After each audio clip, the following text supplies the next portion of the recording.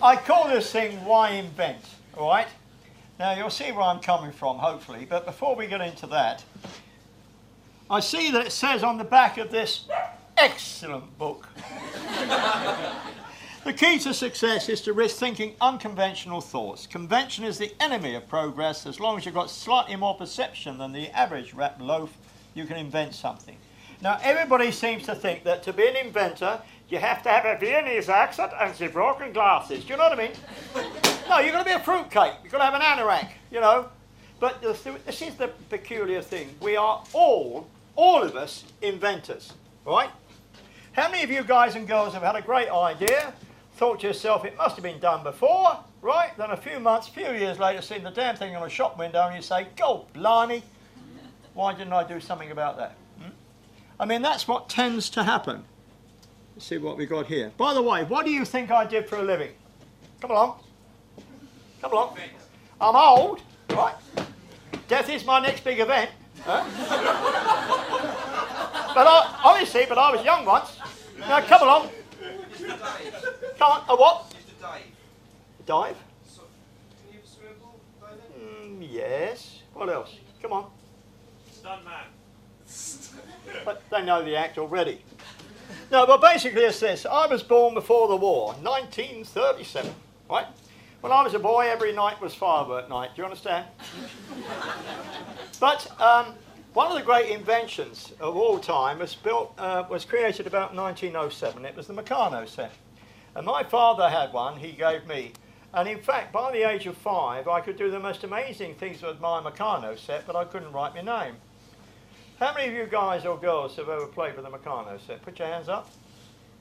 Now, you see, that is absolutely an essential tool for all kids, I believe, because you can make basically any structure you like with clockwork, electronics, and you can do the most amazing things. When I was a child, we used to make extraordinary things. I actually made a cable car in the living room, and it ran from the picture rail down to the skirting board. And I used to wind this thing up, and it used to go up, knock my dad's fag out of his mouth, and come back again. But I mean, I created it, obviously, with the help of Dad. But, you know, that stayed with me for the rest of my life. But then, during the war, the only thing we could do, really, we used to skive off from school, because we never knew whether the school would be there, indeed. So we used to nip off to the local canal, Grand Union Canal, the cut, and we used to swim in there. That was our equivalent to the seaside. And of course we used to swim amongst the dead dogs and cats and rats and goodness knows what, unbeknown to Mum and Dad, you know. Anyway, they found out about it and went rather, you know, berserk. And in fact, piked me off to the local swimming pool in Southall. That's where I was brought up in West Middlesex. And I learned to swim properly at the Southall pool, eventually going on to a place called Heston. Now, I failed my 11 plus, much to the, you know, disappointment of my mum and dad. And I was a B streamer in a B school. Now, I used to go off at first light about 6 o'clock in the morning and go swimming at Heston swimming pool, and I'd swim there for a couple of hours, and then I'd cycle back to school in Southall. And of course, the late monitor would take my name. I was late, so therefore I was caned by the headmaster, you see. So my career became swim, cane, educate. Swim, cane, educate, you see. Now this went on for a few years. And then, the most extraordinary thing happened. I found myself in the local newspaper, because by that time I was swimming for Middlesex, Southern Counties in Great Britain, and of course he hit the local paper. Now the headmaster is a little bit embarrassed. Is that true? You used to cane him every day of the week, sir? Oh, no. I always believed in Trevor. I knew he could do all that crap, you know? Anyway, at the same time, I had one of my closest friends was a fellow called Johnny Pugh. Now, his dad was called Digger Pugh. Now, he was a circus impresario. He lived in Hounslow. But what was so incredible about him is that in his back garden, he had a trapeze, and he had one of the first Nissan trampolines. You've got to remember, trampolines, we've all got them now. But there was, you know, when that first came out, only the rich could afford them. And I used to go over there, and him and his wife, that's Digger and his wife, he had an outfit called the Digger Pugh Girls. So there were the boys and the girls, and we were all working out on the trampolines and all the rest of it. It was showtime, in other words. We show off something rotten. That was great. And look, and that's me showing off from the highboard, right? And that's me in the army as a physical training instructor. 236487002. You may call me 702. No, honestly, I suppose you're all too young, but any of you guys in the mob? There's one there. What was your number, sir? N029467 Bravo. You never forget, do you? No, but honestly, that 2 years did me a tremendous amount of good because I really did grow up. And I did my service in Northern Ireland before the Troubles, thank God. Next one, see what happens. Those were the days. But I mean, really, that was part of my growing up. You know, the other thing is, you know, there's all this business about knife crime and all the rest of it nowadays. You know, when I was a boy, we were all in the Boy Scouts, we were all cubs, and every cub and every scout had to have a knife, right? That was mandatory. And yet we didn't kill each other. But isn't that bizarre? I mean, health and safety have really gone over the top. Can you imagine going to a party at the health and safety office? No, well, you know what I mean. Yes, but actually, when you think of it, in those days, when I was a youngster, you could, a child could go to any chemist and buy any chemical they liked. We used to make our own bangers, we used to make explosives. We knew the chemical formula for explosives and all that sort of stuff, magnesium, you know. And of course, during the war, we all used to collect shrapnel, and I've still got, you know, bits of shrapnel at home, you know. Those are the days. Now, when I came out of the army, I was looking for something. Now, by this time, I'd become an engineer. In fact, prior to my national service, I worked in what they call soil mechanics, which is a branch of civil engineering, as a laboratory assistant, where I studied mechanical and structural engineering. I did theory of structures, strength of materials, reinforced concrete, you name it. I did it. And then, of course, when I went into my national service, my first love being swimming, I had to swim for Imperial Services, etc., etc. Then when I came out, I thought, because I believe in an expression, always follow your heart, right? I thought, wouldn't it be fantastic if I can combine my keenness and enthusiasm for swimming with engineering, right? So when I came out, what I did, in fact, was join a company in Purley in Surrey, and they were the first manufacturers of freestanding swimming pools for schools. So, if you like, I became a technical salesman, right? And I used to go to these exhibitions. They put a swimming pool up, and I'd stand in front in an electric blue suit and say, "Hello, John, want to buy a swimming pool?" You know, all that. Anyway, we weren't selling any swimming pools. So I said to my governor one day, because it was very, very quiet, this was at the Ideal Home exhibition, I said, "Any chance of a swim, Governor?" He said, "Well, go on, be quick about it, you see." So I got my old cosy on and started showing off in the swimming pool. The next thing we knew, we had an enormous crowd round the swimming pool, you see. So I went to get out of the swimming pool and I said, hang on, Trevor, we're selling swimming pools, you see. So, in a strange way, I became a professional swimmer, you see. But, this was classic. While I was doing that show, a bloke came up, saw me working out, as it were, and he was the chap who ran the Birmingham Boat Show. And he said to my governor, "You can have as much exhibition space as you like, put up the biggest swimming pool you can afford, providing Trev comes along, shows off in the pool, etc., etc." So I went up there, and we put this great big swimming pool up with a stage at the end, you see. Now we had all these gorgeous girls in their fishnet stockings, right? It was showtime. Woohoo! Did we have some raunchy moments? Anyway, sorry about that, ladies. No, but honestly, I had some really, really wild times. And as a result of that, I decided, look, I love this. And eventually I then started manufacturing my own steel swimming pools, given that I was a structural engineer. And I installed over 300 swimming pools in schools throughout these isles and indeed overseas, mainly for schools, shallow, 3 foot, 4 foot. In fact, I've got a little swimming pool in the house at home. When I built my house, that's the first thing I did. Pushing the button, there we are. Now, that is a shot iron swimming pool. They're actually quite simple to make. Each of these sections is 2.5 meters long, and you literally just bolt them together with a buttress at every intersection except for the corners, with a PVC liner and with top capping, etc. I actually created my own filtration system and so on. That's one of the things about being in this business. You know, you get a tremendous amount of pleasure when you see someone enjoying themselves in something that you have literally created. Let's try again. Now, one of the extraordinary things was, though, that as this was going on, I was being asked to perform all sorts of stunts. I was actually approached by a fellow called Roberto Germains, and he said, had you ever thought about being a stunt player? And I said, well, yeah, but I'm only good at water and diving, high dives and fire dives and all that. He said, well, that's what we want, you see. And I had a result, so I got this job, and then I found myself working with Peter Cook, Dudley Moore. But I then went on to make enough money doing an underwater escape act in the Berlin circus at the Deutschlandhalle in Berlin. And basically it was this. I had the most amazing job, and basically it was this. They used to rope me up, blindfold me, put me in the sarcophagus, close the lid and nail the lid on, right? And then they dropped me into 10 foot of water, and then the idea was to come out and take my compliment. Do you understand? So I did that for 18 days in Berlin, matinee evening performance.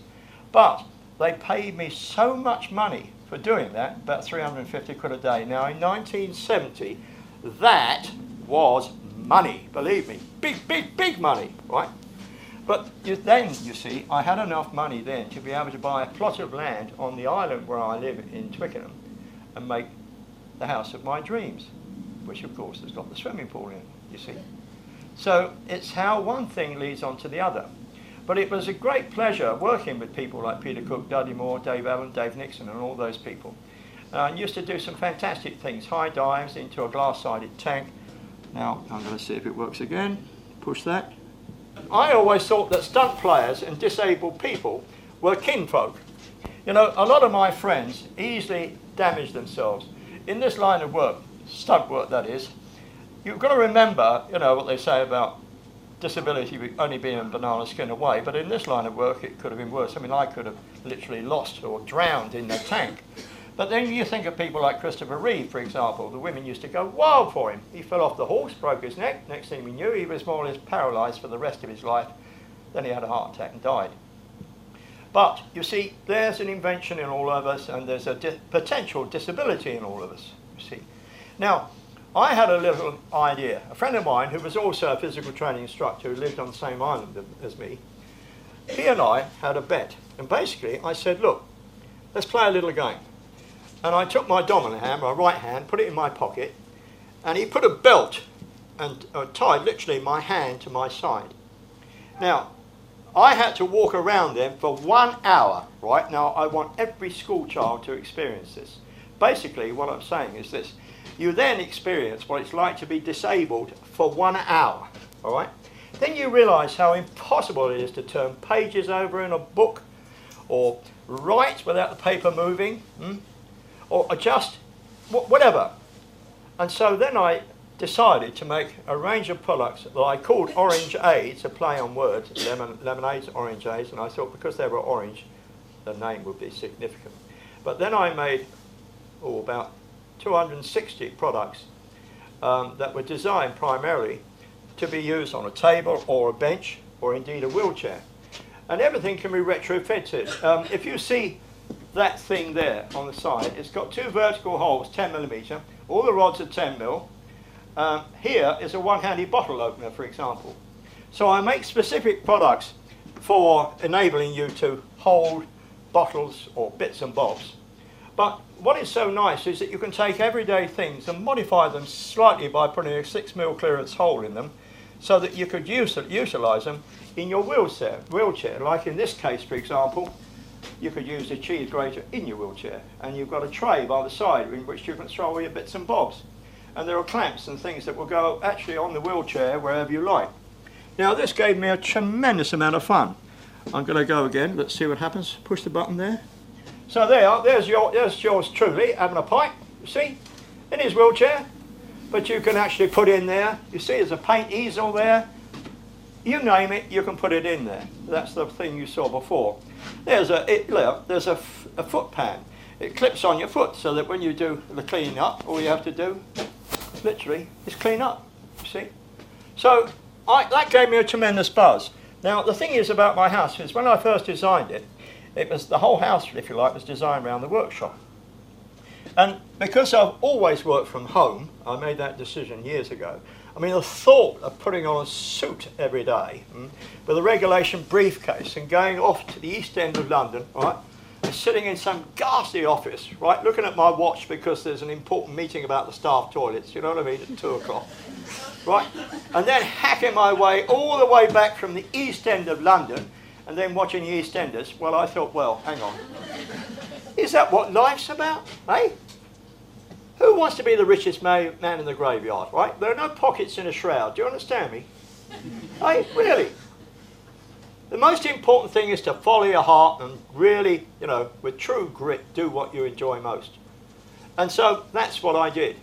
Now, you've got to remember, though, that there's an expression, if I can get it up on the screen, chance favours the prepared mind. Do you understand me?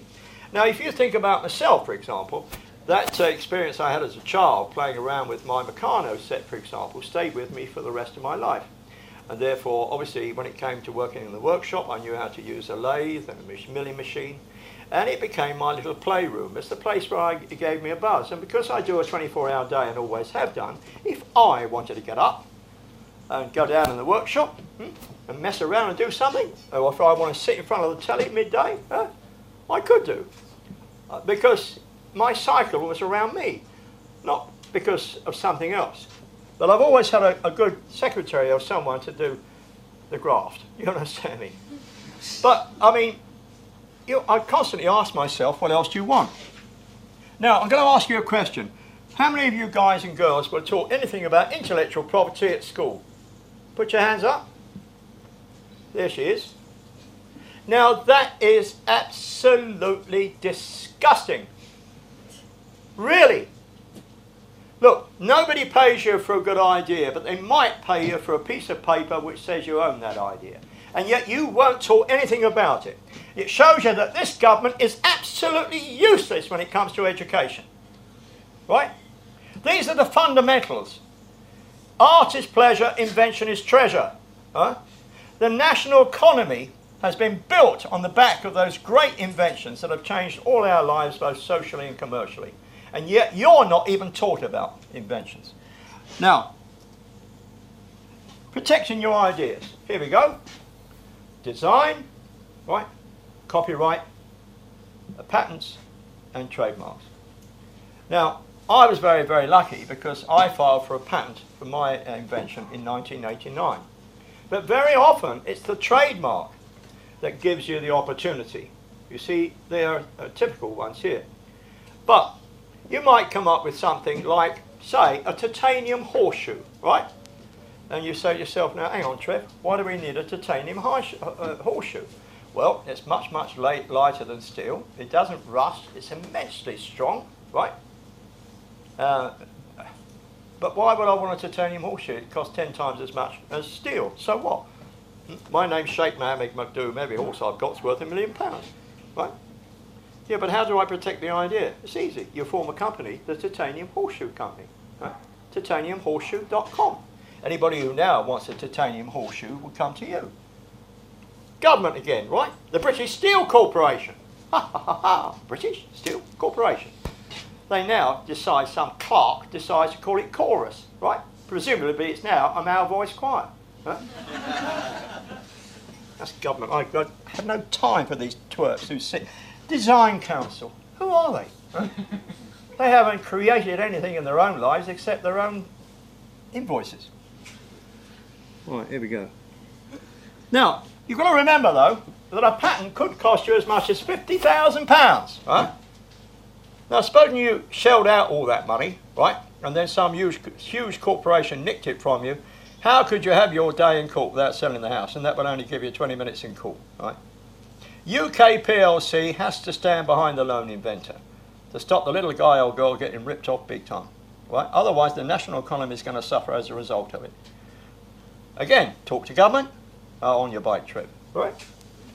But, you know, sometimes you get the odd invention. There we are, ladies. Is that a problem? I mean, I don't know.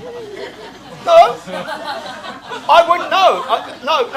I've never used one, but you girls might tell me it's wonderful. Huh? Is it? Would you buy one of these? I get the impression it's no. Right. All right then. How about this one then? Here you are, lads. The wife has left you. The wife has left you, and you've got to make your own arrangements. You know what I mean? But what I like about this one is you could have one hot and one cold. Orange and lemon. Someone invented this, you see. I mean, I don't know how big a problem it is. That's an invention. Oh, one that didn't quite come off. Oh, what about this? I think this is brilliant, right? Right? No, it's very hygienic. Huh? As long as you've got a little pouch in which to put, snip, a tissue. Beautiful. Very elegant. She looks very regal, don't you think so? These are sort of typical inventions that do make you laugh. But back to what I was saying to you before about art is pleasure, invention is treasure. Ask yourself this, right? Which is more important? A paper clip or dead sheep in formaldehyde? Now, come on. You're laughing, but we all go and see Damien Hirst stuff like this. How many of us have not got a paper clip? And yet a paper clip could have been created by a 5-year-old, right? You think of how paper clips have changed all our lives. All right, you don't count it in pence, but when you're looking for a paper clip, there's always one there, and they work so effectively. You see, inventions can be the stupidly simple things, or they can be really, really beyond us, things that are medical cures, for example, which we take for granted. Back to what I was saying about there's an invention in all of us. Back to what I was saying before. So why invent? Art is pleasure, invention is treasure. But what you've got to remember, though, and this is probably more important, and I mentioned it before, is that we are surrounded by crooks, spivs, and vulture capitalists, right? They will remember, these sharks will pick your intellectual property clean, taken to pieces as the work of those who cannot construct, right? There's some bastards out there who will turn you over like a turkey. Do you know, if you look back through history, you will see just how appalling this nation is when it treats inventors. I mean, I think one of my heroes, just one of them, is Charles Babbage, right? Did you know that we invented the computer? And here it is here, 1792 to 1871. He invented this incredible mechanical computer, a thing that you and I just take for granted now. Great British invention. Unfortunately, he thought, and a lady called Lovelace who worked with him, thought that this could be a way of making a bit of, a day at the races, and it didn't quite come off, so he didn't make enough money, but then he did think the machine would do the work for him. Let's have a look. There's the actual difference engine, which is at the Science Museum. It's worth seeing. An incredible piece of equipment. It is in fact being resurrected as we speak. Then, another favourite of mine, I knew him while he was alive, was Sir Christopher Cockerell. He invented the hovercraft. And he couldn't even afford to take his family out on a hovercraft. He invented it, right? And yet he was Boracic Lynn, simply because of the way he was stitched up by the various people who moved in on it. Now, if when the money rolls in, the inventor's going to be rolled out, then why invent, right? Why? Back to government, right? All these government departments who gollop up all the money that could be used helping inventors should be shut down. Sorry, I get a bit upset. Now, this is my hero, Frank Whittle.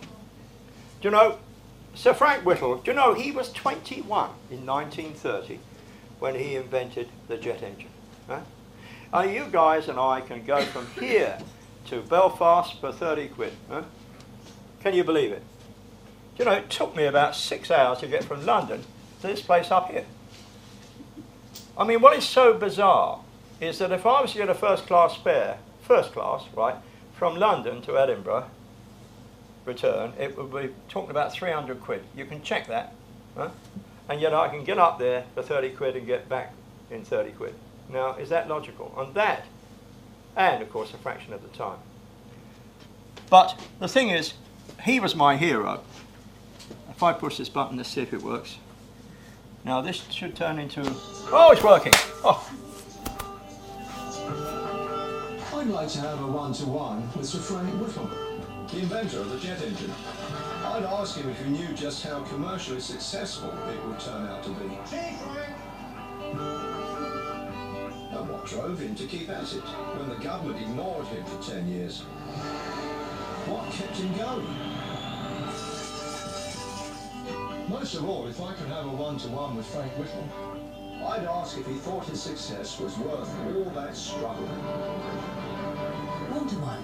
Our mobile phone service Do you know, is business talking. I was greatly privileged and honoured to participate in that, because there's no doubt about it in my mind, Frank Whittle, 21. Do you know he went to the chief government scientist and they poo-pooed his idea, right? Now, if we'd have listened in 1930 to 21-year-old Frank Whittle, we would have had jet planes before the Nazis, right? And our brave Commonwealth pilots would have been flying not Spitfires and Hurricanes, but jet planes. And we could have swept those Nazi bastards out of the sky, huh? And World War II could have been World War I.5 had we listened to 21-year-old Frank Whittle. Do you see where I'm from? This is why I'm so passionate about invention. It's not taught as part of the national curriculum. People say you can't teach invention. I say then you can't teach art, right? Right, well, how would you teach invention, Trev? Right, I teach the youngsters about tools, from Flintstone tools to silicon chips. All those inventions, thousands of them, right? And how they changed all our lives, both socially and commercially. Who were they invented by? Right? What happened to them? Why did they get shafted? Do you see? And you can teach them about the importance of a prototype. Patents, of course, and all that side of it. Routes to market. Huh? This is what life's about, and we should teach them. Another extraordinary man was Percy Shaw, OBE. I got one of those. Anyway, he invented the cat's eyes. Now, apparently, he used to cycle home from the pub on a Friday night, rather legless, and he used to rely on the light or the moon shining on the tram lines. And he could get home between the lines. But one day they took the trams away, now he's got big problems, okay? So now he's cycling home one night, and as chance would have it, a cat's coming towards him, right? And of course that's how the cat's eyes were invented. My contention is this: had the cat been going the other way, right? He would have invented the pencil sharpener. I've got a task for you now. Right. Oh, answer these. Oh, here we are. Right. Okay. I want you, apart from Madame Curie, to name 3 women scientists. Away you go. Come on. 3 women scientists. Apart from Madame Curie. Now, there are more women on this earth than there are men, and you can't answer that first question. All right. Okay. Let's go to the next one. Right, 3 women engineers.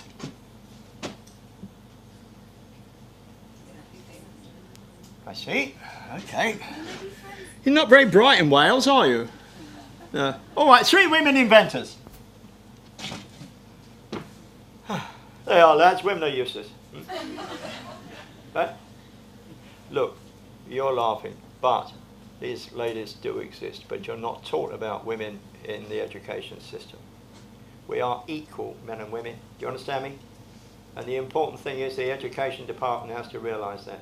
It's so easy now for you guys and girls to do a Google search and find this information out as quick as a flash. But it should be in your psyche anyway. Here you are. Here's 1 or 2 for you. Hedy Lamarr. Now, she was the most gorgeous girl. Oh, you need a pacemaker. I mean, she was lovely. All right. And yet she did some, made up some torpedo guidance system, which is still being used, as it were, in mobile phones today.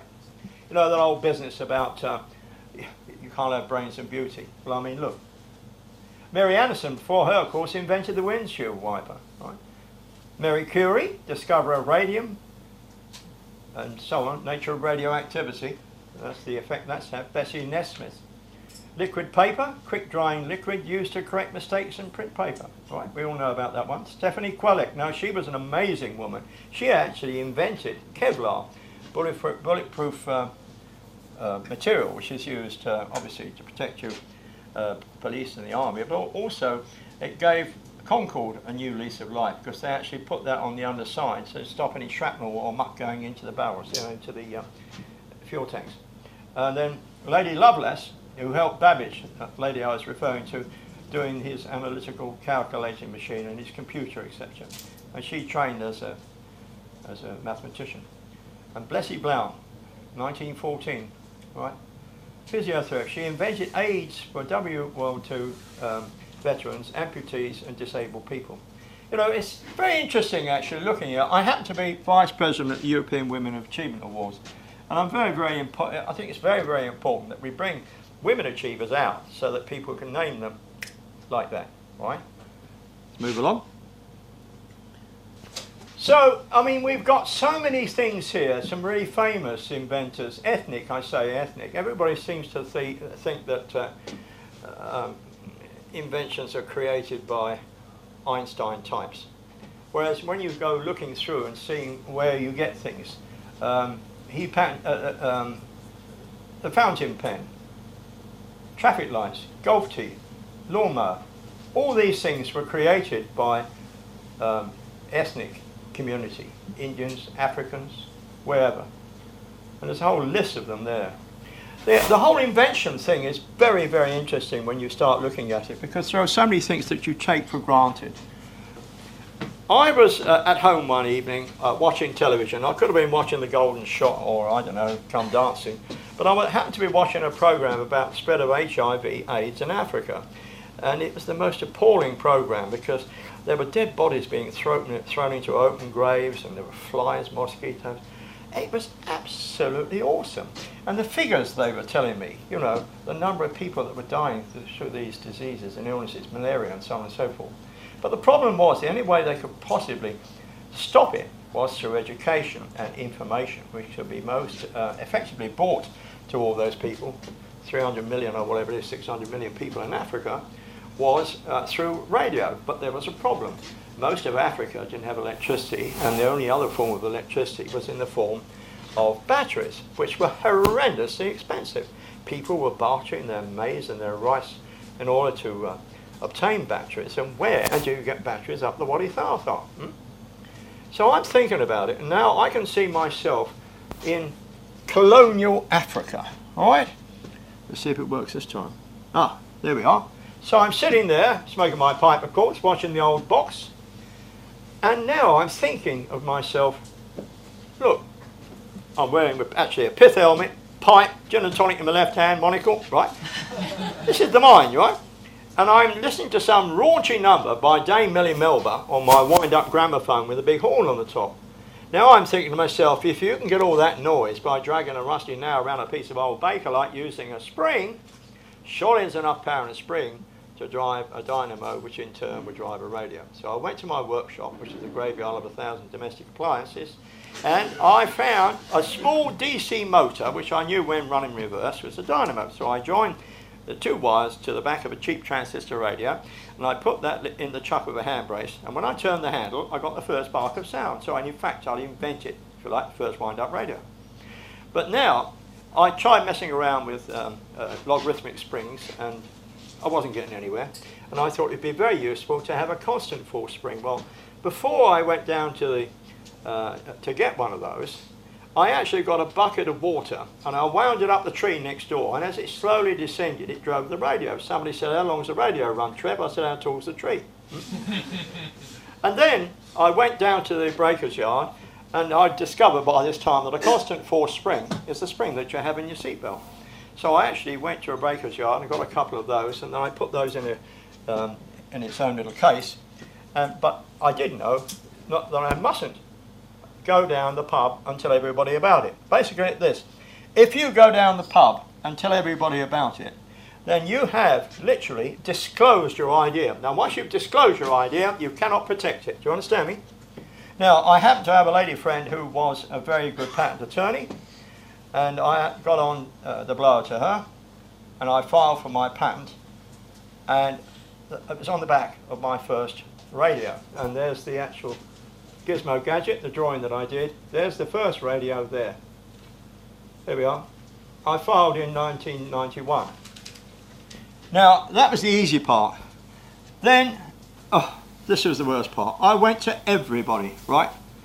I went to every company I could possibly think of. Phillips of Eindhoven, Marconi, the Design Council, bastards. The DTI, sorry about that if there's anybody here. The DTI, I wasn't even smart enough to get a smart award, right? They all turned me down. Now, I was so humiliated, I thought, oh, come on, Trev, are you potty, right? Now, one of the most beautiful things that ever happened to me was when I first fell in love with myself. Do you understand? That was true. Look. I don't mind anyone looking down on me as long as they don't expect me to be looking up. Do you understand? Anyway, I went to everybody. I'm going to see if I'm repeating myself. Oh, yeah, this is an ace. Look, this is part of the advice I got from the Design Council, right? It is very unlikely that UK industry could enter profitably into a licensing agreement with this product. The major customers are third world countries which, with severe debts, would not be in a position to pay for this device. The extent to which the component parts could be manufactured in the UK was also felt to be limited. I made the bloody thing in my garden shed. We are an industrial nation, contrary to what you all believe. And we've got the Design Council we're paying for to blow away people like me. Absolute scum. I'll probably go to prison for this. But, my lord, I'd be delighted to. Do you understand? Anyway, this is a letter I got from a bloke called R.C. Ormston Chant. Now, with a name like that, he's got to be related to someone. Do you understand me? Frightfully posh, right? But he happens to be an AFPWI. An associate fellow of Peckham's Women's Institute, right? Anyway, further to our telephone conversation at Bob Syme Schutzman's home, I have discussed the matter with Mr. George Ayres of Levenshulme, a master clockmaker, having much experience of spring engine design and development. We lack the specific details of the workload upon an engine, biff, shaft speed of dynamo, and power output required. But if we assumed a few tens of milliwatts, let's say 200 revs per minute, then a spring engine weighing around 40 pounds might give an endurance of 5 to 10 minutes at the most. If the shaft speed is to be a decade or so above, then he feels that the spring engine could be devised but would weigh around 100 weight, 112 pounds, right? And again, have an endurance of no more than 10 minutes or so, at the very best. In any case, the cost of developing and producing such an engine would be very high, right? Now, this is in 1992. By that time, I'd already demonstrated a radio which was about that size, right? And it ran for about 14 minutes. All right, not very long, but that was the prototype. And yet this prank afterwards telling me it had to weigh 100 weight. Huh? And you think to yourself, well, am I going balmy or what? But then he starts getting quite excited, right? Then he goes on and on, throwing big words at me like logarithms. Ooh. I mean, what is so nice, because I've got a gall-blimey accent, right? He obviously thinks that I didn't do ordinary differential equations when I was a boy, you know what I mean? Anyway, moving along towards the end of it, he says, Mr. Ayres wonders if you consider biological, electrical, chemical means of local plant life of Clive Sinclair's lemon-powered transistor radio. Now, Clive's a mate of mine. He said, what are you talking about, Trev? Anyway, towards the end, this is where it gets exciting. But best of all, he feels that the energy used in winding up a spring engine or in turning a dynamo by hand might today be more efficiently, compactly converted direct from the body heat of the radio user. Something on the lines of a thermocouple held under the armpit or between the thighs at the groin, areas offering maximum body temperature. Take a thermocouple and stick it up your arse. Can you believe it? Eh? I'm sorry, I suffer from irritable bowel syndrome, but I mean, that's the sort of stuff, crap if you like, that I had to endure. Nobody should have to go through all that. But then you see, if you look back through past, you'll see some amazing things have happened. Everything that can be invented has been invented, right? Charles D. Jewell, Commissioner, U.S. Office of Patents, 1899, right? And then this telephone has too many shortcomings to be seriously considered as a means of communication. The device is inherently of no value to us. Western Union Internal Memo, 1876. There is no reason anyone would want a computer in their home. Ken Olsen, President, Chairman and Founder of Digital Equipment Corporation, 1977. Now, that's not long ago, is it? Right? We don't like their sound, and guitar music is on the way out. Decca Recording rejecting the Beatles, 1962. And Louis Pasteur's theory of germs is ridiculous fiction. Right? Pierre Pocher, whatever his name is, Professor of Psychology, Physiology, as you were, at Toulouse, 1872. See? So, we've all been through it, or most of the guys that you've seen up there have been through the... But, as you know, the Design Council said no, and yet Nelson Mandela said yes. You know, the brightest thing, the best thing I ever did was actually go to the BBC World Service. And I showed it to them, and they absolutely freaked out. They thought this was fantastic. Only the World Service, I guess, knew just how big, you know, the potential was. You know, and they said, come on, let's go for it. And then they got onto the Tomorrow's World team. They came to my house, and then the Tomorrow's World went on to a QED and so on. And I was very honoured to become one of Nelson Mandela's guests. I went to his house in Africa, and we met each other, and he loved what he saw. And as you know, the rest, as it were, went like clockwork. But the thing is, what I am determined to do now, I live off the back of the new toys, the gizmos and gadgets. But really, the thing that really fevers me up, I'm really, really keen to help other inventors. You know, I've helped about 4,800 inventors so far. I've got my association with a number of books and bits and bobs. I am a pipe smoker of the year. No, honest. Yeah. Oh, it's marvellous, you know. They gave me, they made me pipe smoker of the year, and they gave me about, about 100 weight tobacco and about 10,000 matches, you see, and I had to say thank you in some peculiar way. And I said, do you know, every time I light my pipe, I get a bit of pleasure. Yes, I see.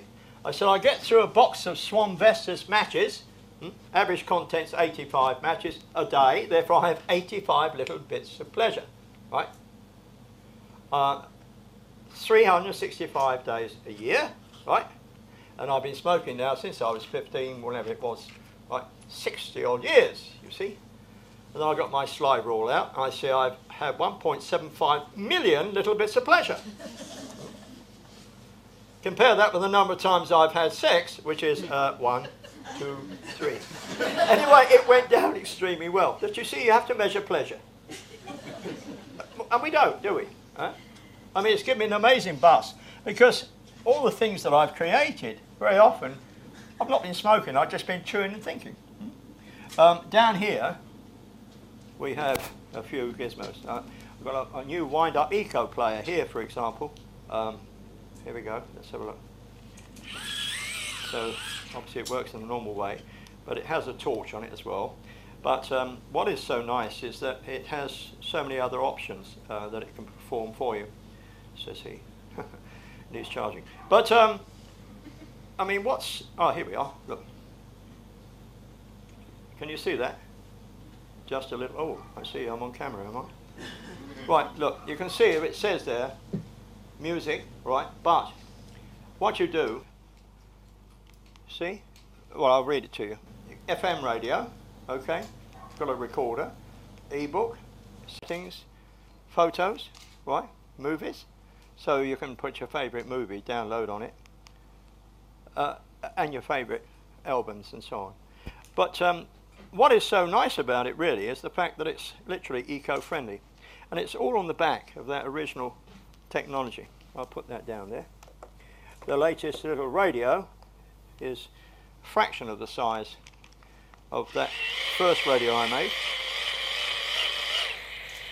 Oh, it's switched on anyway, I don't know.